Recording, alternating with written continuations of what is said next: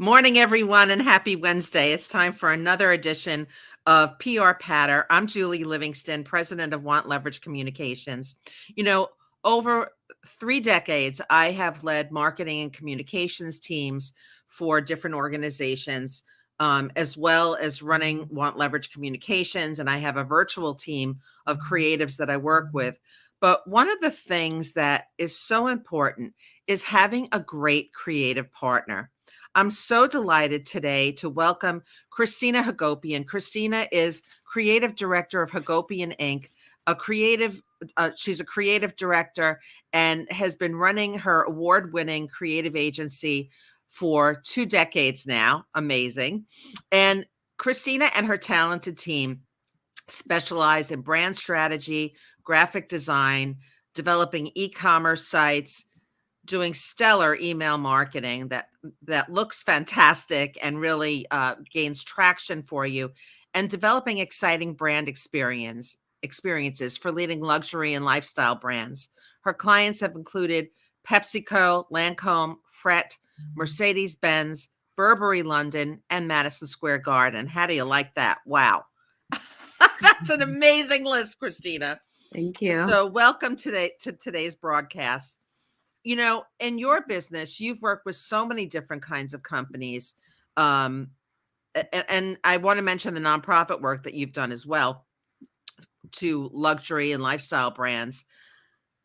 What makes a great working relationship with a creative team like yours? Because there are just some that absolutely are magic, and others that are sort of, it's hard. And I've had both experiences, but I'd like to know from you, from your perspective as the creative director of an agency, what makes it work? What makes the magic happen?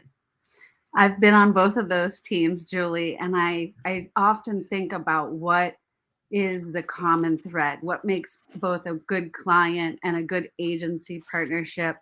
And I think it really is that word partnership. You know, when you think of a relationship, having that trust, that's when the collaboration really starts to be magical, and having that space and time to do good work together and the trust between you two. You just mentioned something that I know comes up constantly, and that is time.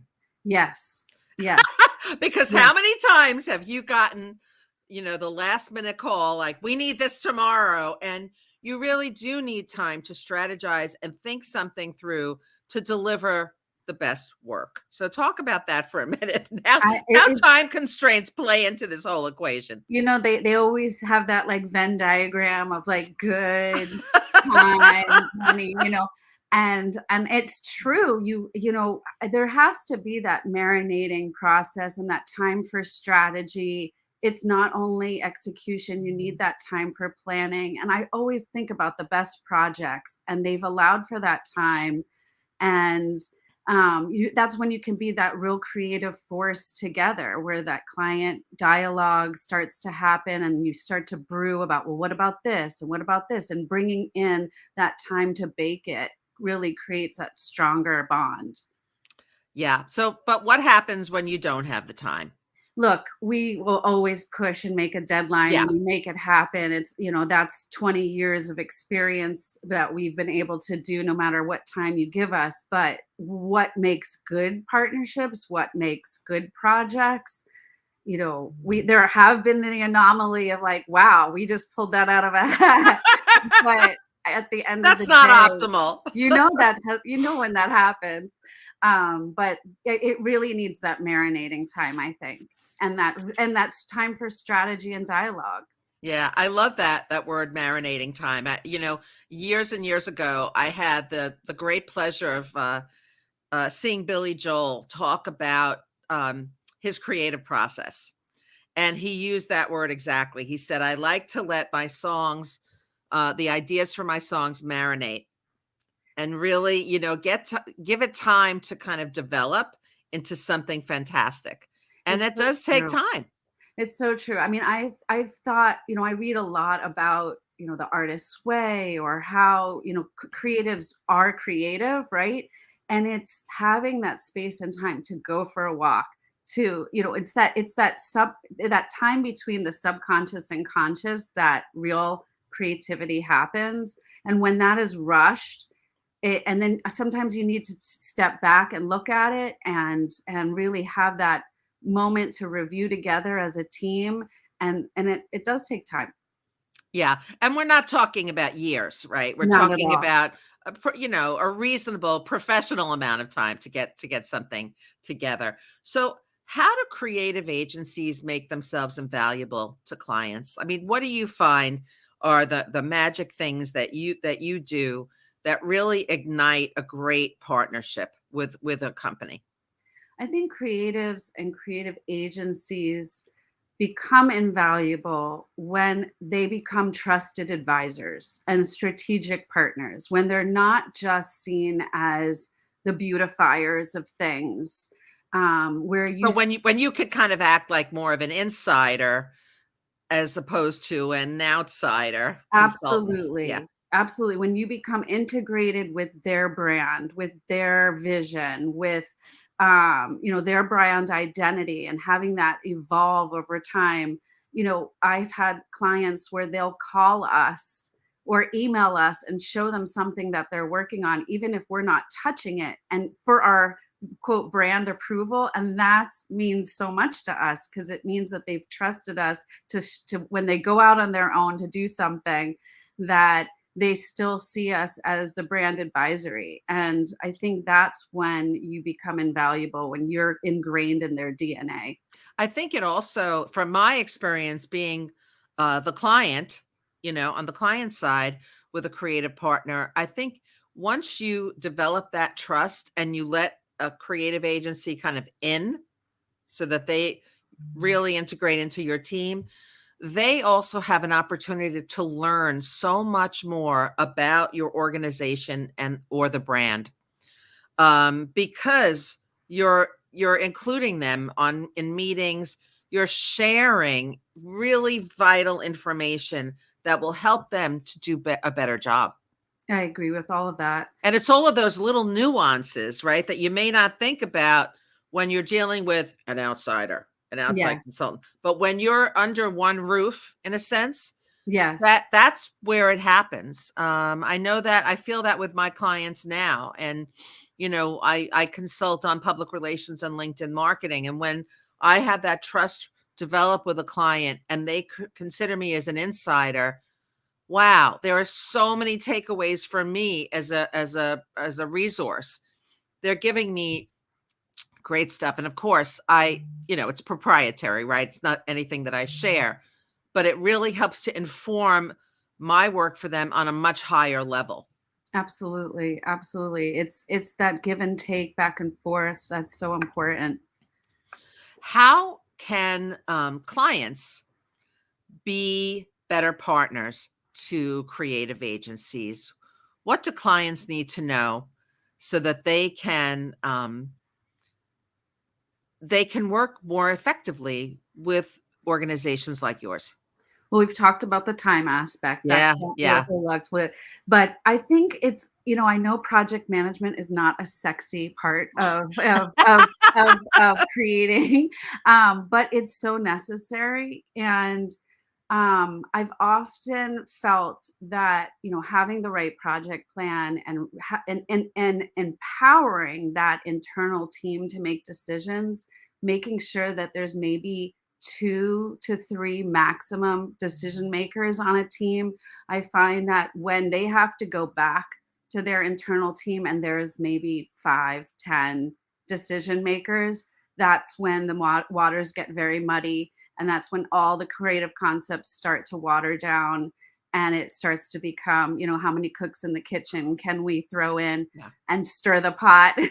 So we try to make sure that there's 2 to 3 key decision makers on both the client That's side. great. So you And establish that up front as a much hun- as you can. I Look, we always, all know that can change, right? But yes, especially with the large, clients where, they're global brands and they need to have buy-in by several key levels. But we believe that trust in that team and not having them second guess themselves to go back and forth is really important.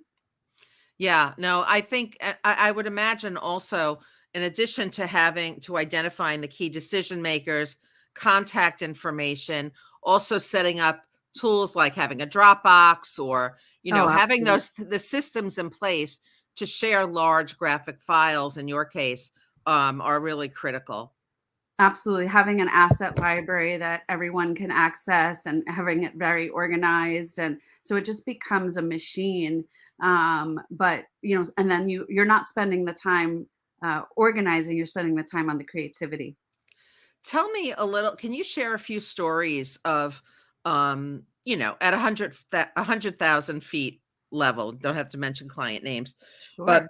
share some stories about, when scenarios when things went magically and when things were a little difficult. Because I think there'll be lessons in there for everyone watching. Oh, absolutely. Let me think. So we created a brand recently for a menswear line where the owner and the CEO had a very, very clear vision of what he wanted for the brand, where he was going to take it, who his audience was. It was like we were able to take that strategy and run. And he didn't second guess his decisions. He was made able to make those decisions really quickly. He looked at something and said, "That one's it." And we ran, and he trusted us to go and build. And when that happens, it is magical, because that's when the most Mhm. beautiful creative happens. He's not trying to mush three concepts together, or Frankenstein pieces as we call them. He said, "This is the solid winner," and we moved forward with all the pieces to the puzzle. And I think it's one of our most beautiful identities Wow. because of that. When I look back at some of the areas where it was like, God, we earned every dollar on that one. It was when, there's a lot of second guessing, there's a lot of changes, there's a lot of, I'm not sure, let's go back to that one. And that's when, or the multiple decision makers coming in. I have different words from phrases for what happens to it that aren't as kosher, but it really does start to muddy the waters, as we say, and it's not the best creative in the end. What do you find is the best way for, um, your clients to share brand information at the onset of a program? How do you structure that kind of initial conversation? We How do a we do a lot in the discovery phase. It's a pure education process, and a crash course in their brand. We're looking at their strategy documents or creating them ourselves. We're looking at their competitive set, making sure that we're differentiating from them. We're looking at their whole industry and making sure that we are standing out among them, and really making what every agency should do. And when that happens, and when they're downloading all of that information to us, it's that's when the partnership really starts to happen, because we become part of, and every agency should become part of the brand's internal team. We're really just an extension of that, and that's when the real partnership happens. and what kinds of things can go awry in that process? Um, Because you I know, know I've experienced this, in leading marketing communications teams. I have found that in those unfortunate moments happen when my internal partners, my internal clients, don't provide all the information. Like it sort of comes in piecemeal. pieces. Yeah. Yes, and then you get the surprise. "Oh, we didn't know that part." Or we didn't want that. We W really wanted this. Yes, yes. Well, we do a lot of creative briefs, so that That's great. before we even set a pixel to the paper or to the screen, that there's a lot of alignment there, so that we try to eliminate all those surprises. They'll know what their first logo set will be based off of that strategy and the creative brief. or at least the overall look and feel of it and the strategy behind it. And that helps that first review to never be a real surprise, or they're equally invested in that outcome and they're part of that decision making process. And so then they already have buy-in before they see something. And I think that's really important, that the client is involved in all of those decisions so that they are co-creators. And then we're just guiding them. We're guiding their vision to be the best that it can be. And that's when it's a real success. So it sounds like when you create the fact that you created this framework, this very strong framework to guide the process from discovery through every step of the way, that's really helpful in keeping things on track. Yes, we very rarely, if ever, will deliver something without a creative brief for a complex project. For a web project, for a brand project, for email, we have wireframes so that everything is all outlined before we show creative. And it's really the best way. Yeah, that's really critical. I agree with you. I was talking to a colleague of mine, Deb Mashak, who just recently wrote a book called Collaborate, based on collaboration Ooh, and her research. It's pretty fascinating I'll have stuff. to look at And that. it sounds like collaboration is such a big part of, what you do and what makes a great creative partner, what makes that relationship really work, right? 100%. I would definitely want to take a look at that book. I also love the book Make It Bigger by Paula Scher, where she talks Oh, about, she's amazing. Yeah. every logo, that every client wants to make their logo Yeah. bigger, but it's about that client relationship and that client dialogue. Actually, that entire book is about this very subject. So it's a great reference, and I About keep it on the collaboration. shelf. And what makes the best client partnerships? Let me ask you this. In leading marketing communications teams, I've had a lot of my internal clients come to me with competitive examples and they'll say, "We want this. We want something like this." How do you respond to that? I think that's a natural thing to do. And in fact, we like to have them gather logos and websites that they like as a baseline of their aesthetic vision. But Good. we're not in the business of Yeah. copying, and No. no agency should. And we like to say, okay, this is a good inspiration piece, and now we're going to create something unique and memorable. I mean, especially for a brand, you have to make it trademarkable. There can't be anything that's being borrowed. So that's very important to us. So we always try to guide them, but it's really incredible to have that background because that gives us as a baseline of what they like. Yeah, but, I think you have to always, as you said, you have to always remind people, like, you don't wanna replicate exactly Never. what this Mm, you've gotta work in collaboration with your creative partner to identify what your point of differences are, what your competitive advantages are, so um, that can be, demonstrated in whatever kind of creative project you've enlisted them to do for you. Absolutely. It has to be original or we'll be out of business. How do you test the efficacy of any of the programs that you developed? Well, the wonderful thing about email, especially, or web, is that everything is clickable and trackable and measurable. So how are subject lines performing? How are buttons performing? How are visuals performing? Is based off of clicks. And in terms of a brand, how the brand messaging or the brand imagery is how memorable is it? How is it reacting to your audience? And how, especially for e-commerce, how is it converting?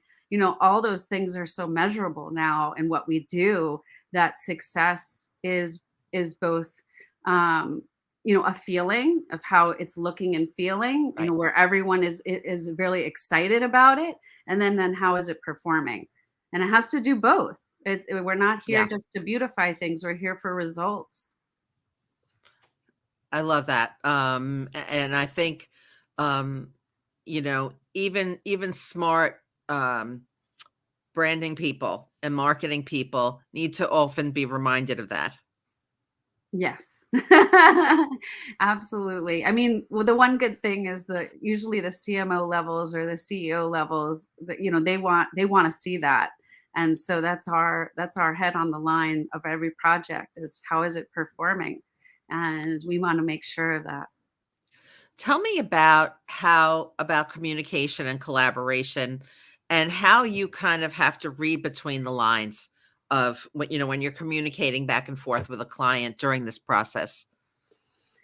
I think it's asking the right questions and also taking the right time to listen. Sometimes when a client comes to us with a problem, they think they know this, they think they have the solution. This is what I need. But then if you really start to listen and you really start to ask, well, why is this a problem? Or how is this translating to your Right. business results?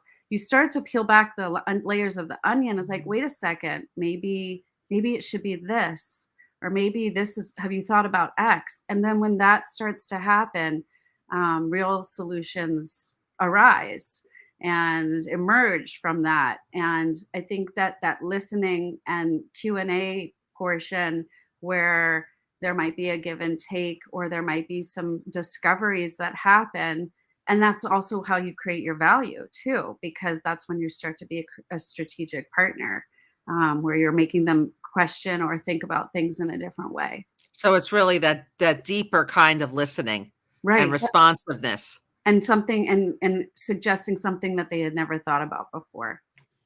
I love that. I mean, that's why you bring in a great creative partner is for their insights, and you don't want to dictate what they have to do completely. That's what you're bringing them in for. Oh, absolutely. This is why we're not Fiverr. You're not putting your order in and getting it out. There's that back and forth about what it should be, and having a real strategic partner about it. And I think that's the big difference. Well, Christina, this has been a fantastic conversation. Thank you so much. For people who are interested in contacting Christina Hagopian, reach out to her on LinkedIn. Her website is hagopianink.com. Check out her beautiful portfolio of work. And I hope you'll come back sometime. We can talk about another topic related to the creative process and being a creative partner. Thank you, Julie. It was so nice to be here, and thank you for thinking of me.